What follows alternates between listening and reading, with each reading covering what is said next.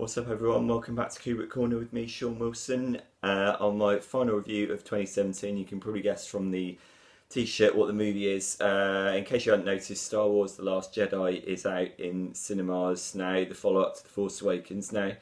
In light of trying to avoid spoilers, I'm going to keep both the plot synopsis and the review as general and as vague as possible, because I tried to do the same in anticipation of the movie. I tried not to spoil anything for myself, and I'm going to endeavour not to do the same for you guys. So, as I said, opening scroll picks up immediately in the wake of The Force Awakens. The Resistance, headed up by Leia Organa, Carrie Fisher in her final screen role, who is great, is in tatters as a result of being hunted by the First Order, which, as before, is headed up by Supreme Leader Snoke, Andy Serkis, Kylo Ren, Adam Driver, and General Hux, Donald Gleason. So that's one strand of the storyline. On the other side, as you may remember from the end of The Force Awakens, we had Rey, Daisy Ridley, who went off to go and seek out Luke Skywalker, Mark Hamill, who, in order so that she can, in the words of the trailer, discover her place in all this, discover how she can develop her burgeoning Jedi powers in anticipation for the battle to come with Kylo Ren. That's as far as I'm going to go with the storyline, because I understand this is Star Wars. There are different expectations on this as a franchise, particularly with regards to reviewing it, and really, this is a story that's packed with so much incident and so many surprises that I really don't want to give anything away. I just want to talk in a general sense about my impressions of the movie as a whole. And as a whole, I really enjoyed the movie. It's written and directed by Rian Johnson, who's a very interesting director. He made Brick and Looper and The Brothers Bloom. All those films are very different from one another. And he clearly has, as we saw with Looper, which was the time travel sci-fi movie with Joseph Gordon-Levitt and Bruce Willis, he has an affection for sci-fi conventions. And in this, he's been very explicit about wanting to shake up the Star Wars mythology, particularly with regards to the character of Luke Skywalker. And this is something that Mark Hamill has gone on record as saying he disagreed with this during the initial filming. When he read the script, he didn't actually agree with it.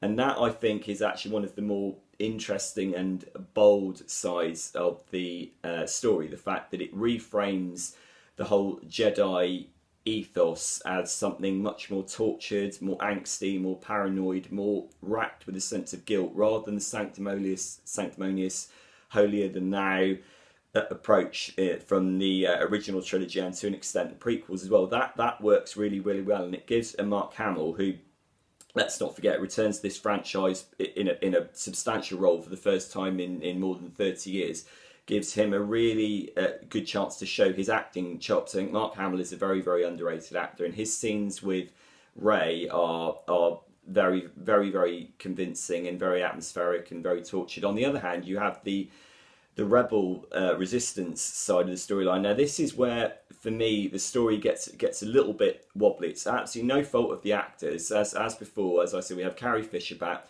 we have Poe Dameron, Oscar Isaac, we have Finn, John Boyega, and we have a new character, Rose, played by Kelly Marie Tran, who is really terrific. She's one of the great additions to this. But the problem is that I kind of feel it's a bit of a broken-backed movie, in that there are equal amounts of inspiration and deflation at the same time. There are some bits which are absolute peak Star Wars, and there are bits where it falters a bit. There is a section involving Finn and Rose going to a casino planet called Canto Bites, which doesn't really take off as much as it should. It feels rushed, and yet it also feels overlong. It's that strange thing of like the scene feels unnecessary, yet it also doesn't feel detailed enough to pull you into it. I think clearly what they're trying to do is they're trying to create a Cantina-esque, Mos Eisley sense of sleaze and decadence, but it doesn't really come off. And there is a nagging doubt with The Last Jedi that, much as there are sequences that are the absolute pinnacle of Star Wars, and I really do believe there are also lots of bits in it which don't really work, particularly in the first hour. There are lots of what I would consider humorous bits that are misjudged. There's a scene very early on Acto with Luke Skywalker where we see him. I'm not making this up. This isn't a spoiler. This is the comic bit. We see him milking a creature, presumably to give us the origins of the blue milk that we saw him drinking way back in New Hope. Again, there are humorous bits like that that really don't work. Where I think the humour is ill judged, and also it has the effect of undercutting the gravitas of the storyline. I mean, this is the second part of a new trilogy. We're all very interested to see where it's going to go. There are humorous moments that don't quite work. There are also scene transitions and character arcs that I can't really go into any great detail on this, but there are characters who behave one way at the start of one scene, then by the end of the scene they're behaving in a different way, which again doesn't really add up. So there are my issue with the film is not anything to do with Rian Johnson wanting to shake up the Star Wars formula. I think we've lived with this franchise for 40 years. I'm all for a director wanting to shake this up. I mean, you could argue that George Lucas did try and do that with the prequels. The problem was with that, each of those three movies had George Lucas at the helm, and with the greatest of respect, although he's the father of Star Wars, he's not the greatest storyteller in the world, whereas I think Rian Johnson, for the most part, is. I don't have a problem with that. I don't have a problem with Rian Johnson both embracing the past and also tweaking our expectations of the franchise in order to move it into a new future. I don't have any problem with that at all. My main concerns are with the filmmaking itself, with it's tonally uneven, much of the humour doesn't work. There are sections where it does drag and where I did find my attention wandering, yet also by contrast there are scenes which are absolutely brilliant. I mean, the scenes with Rey and Kylo Ren and Luke Skywalker and Snoke are really properly electrifying, and they really give all of the actors really something to chew on. And actually, by the time we get to the second half of the movie, where it all really kicks off with full-on battles and action, and you really get a sense of the galaxy being at stake, that is where it picked up for me. And the second half of the movie I thought was so strong that it actually redeemed what I considered a lot of the flaws of the preceding section. And it's that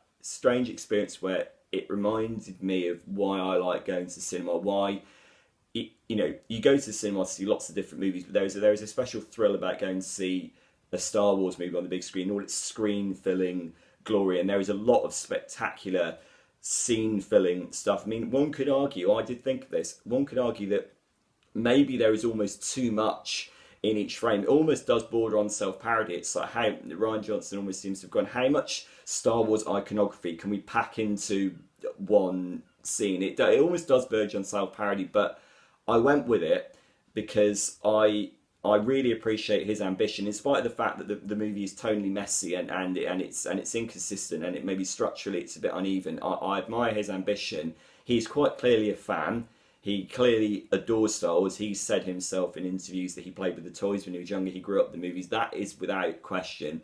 And I think I don't agree with the surprising amounts of vitriol that have greeted the movie online. I mean, they've been condemning the approach taken in the movie. He's clearly tackled this with that utmost sincerity, and it is a labour of love.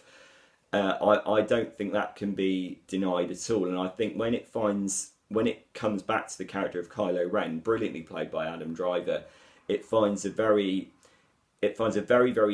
interesting character development going on. In that he was set up in The Force Awakens as basically the proto Darth Vader, and in this he's actually developed in far more interesting areas. Again, I can't really go into why, but Adam Driver really digs into the torment and the anguish of the character, and Rian Johnson helps him do that as a writer and director.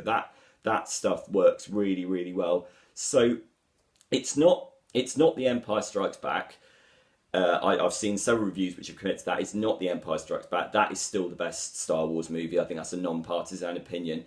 Nor is it the catastrophic, betrayal that lots of other fans seem to have decried it as. It's not that at all. I am surprised at how vicious some of the responses have been. Again, I think it might be to do with the fact that about how close you are to the trilogy. It's an interesting thing. I saw this with a group of friends, one of whom wasn't particularly close to the original Star Wars trilogy. He's only got into it as a result of these new films. The other three of us, myself included, being a lot closer to it, and us three were more ambivalent towards it, whereas he was more willing to embrace it. So I do wonder whether The nostalgia plays into that. Whether your love of the franchise will maybe play into that. Maybe that will have a detrimental effect. I don't know. Drop me a comment here on the video afterwards and let me know, because I think it has proved to be a contentious one. On the whole, I really liked it, with significant caveats.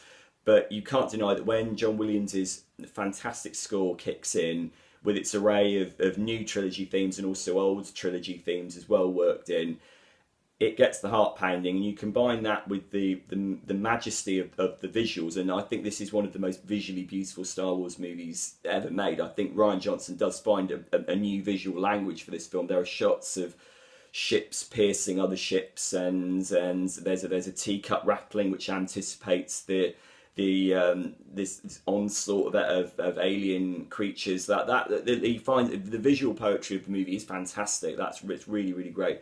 So it's a mixed bag. I will go with it because I'm a Star Wars fan, and I think when the movie hits, it hits big, and it's really spectacular, edge of your seat thrilling. There are massive problems with it which prevent it from being the best of Star Wars, but broadly speaking, I really enjoyed it. Now I want to hear what you think. Drop me a comment here at Kubrick Corner, and I'll see you soon. Peace out.